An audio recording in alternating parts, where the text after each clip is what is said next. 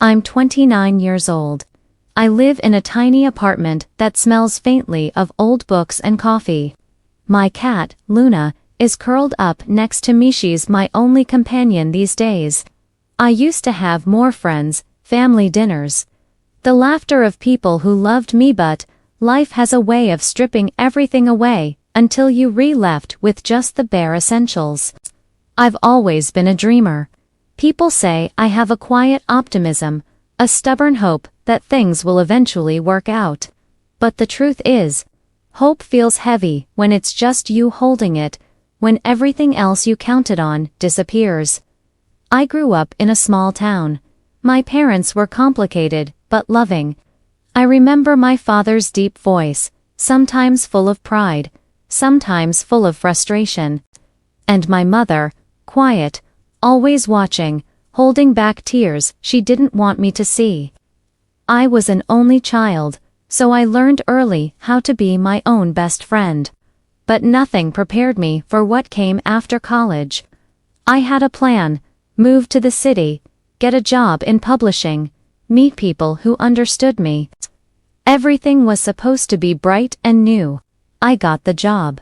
I moved, and then, within the first year, everything started falling apart. My dad got sick cancer.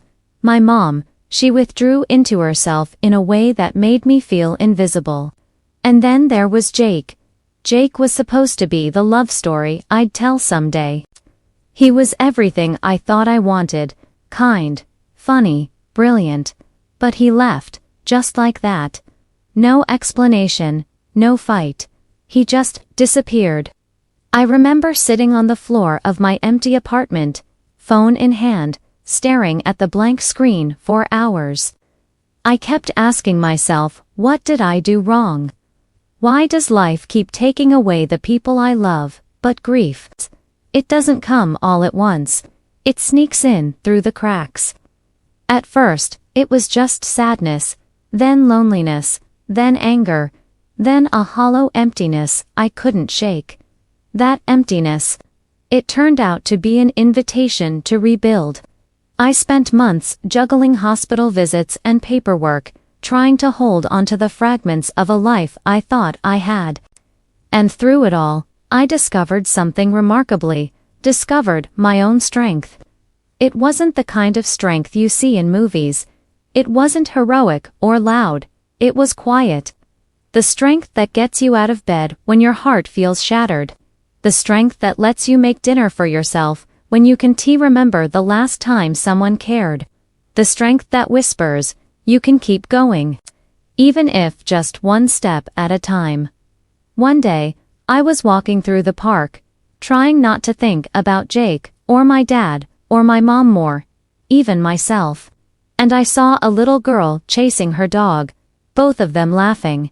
That moment, it was fleeting, but it was enough. Enough to remind me that life doesn't stop being beautiful just because it hurts. I started writing again. Not for anyone else, just for me. I wrote letters to the people I lost, to the version of myself that felt so small and broken.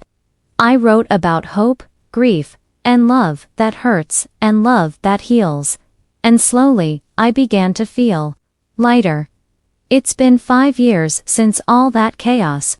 My dad passed. My mom and I are learning how to be friends again. And Jake, I don't think about him as much. Some nights, I still feel that hollow ache, but it no longer defines me. I am defined by the mornings I choose to wake up, by the words I write, by the way I laugh with Luna when she knocks over my coffee cup. I learned something vital. Resilience isn't about never breaking. It's about learning to stand again after you've shattered.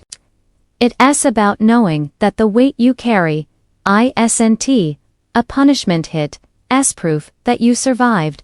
So, if you're listening to this, and life feels unbearably heavy, know this: you are not alone. Your pain is real, but so is your capacity to rise. Even if it's just one small step, take it. Even if your heart feels like it's made of glass, keep moving. You will find light again. You will find laughter. You will find love sometimes in the most unexpected places, sometimes within yourself. I promise you there is beauty waiting beyond the heartbreak. And when you finally stand again, you'll see how far you've come. And maybe, just maybe, you'll realize that the strongest part of you was never gone. It was just waiting for you to find it. Life isn't about avoiding the storms. It's about learning how to dance in the rain, one step at a time.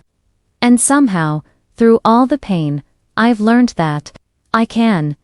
If this story touched your heart, don't forget to like, share, and subscribe for more stories like this.